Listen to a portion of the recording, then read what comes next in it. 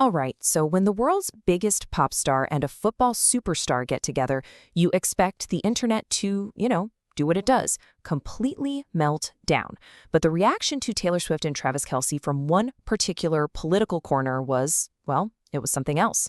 It transformed the whole idea of their engagement into this full-blown trad wife fantasy. Let's get into it. And it all kind of kicked off with this energy. A super cute, totally wholesome Instagram post from Taylor with the perfect caption, "Your English teacher and your gym teacher are getting married." Now, to be clear, this wasn't the actual announcement, but man, it was a pop culture earthquake. It fueled all the speculation, and for a hot second, the internet was just pure joy. Yeah, that moment of joy, it didn't last long, because a very specific corner of the political world had a reaction that, honestly, nobody saw coming.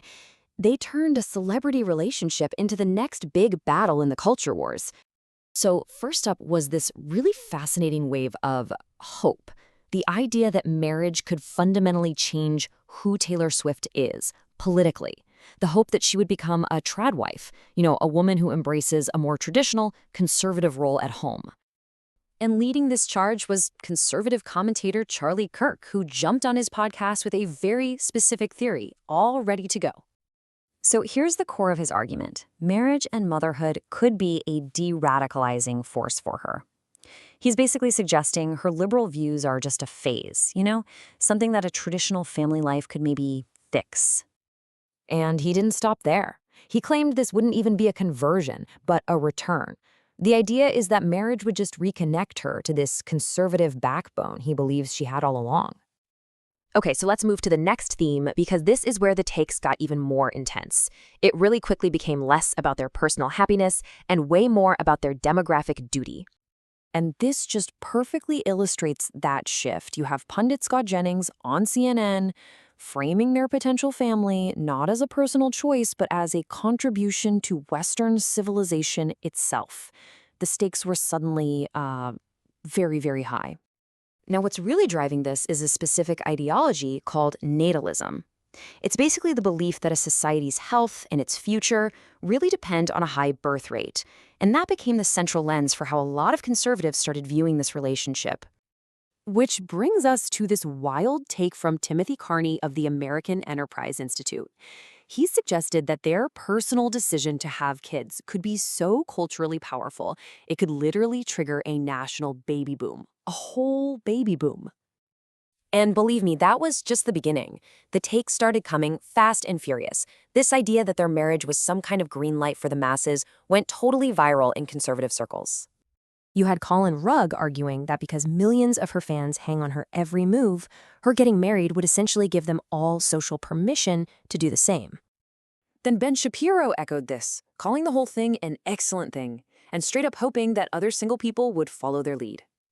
And finally, Matt Van Swole just framed it in the most direct culture war terms possible, calling the act of a celebrity getting married a huge blow to the woke movement. So all of this really fed into another popular theory, this idea that Taylor Swift's private life choices are completely at odds with her public political stances. The main guy pushing this hypocrisy angle was sports and political commentator Clay Travis, who argued that her entire life has actually been a quest for traditional values. So his whole argument, that despite her outspoken liberal views, her entire career has really been about finding a man, getting married, and having babies. Values, he says, are fundamentally conservative. He presents it as a classic case of do as I say, not as I do. But here's where the story takes a truly unexpected turn.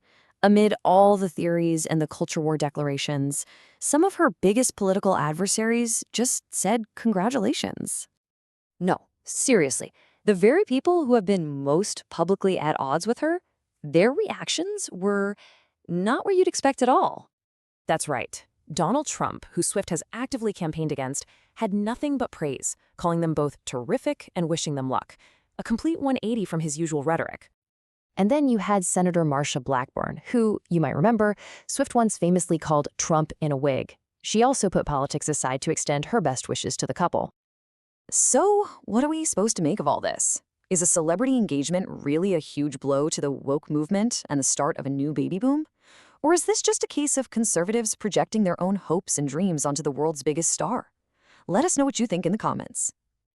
And that is the story of how one relationship sent a political movement into a total fantasy spiral.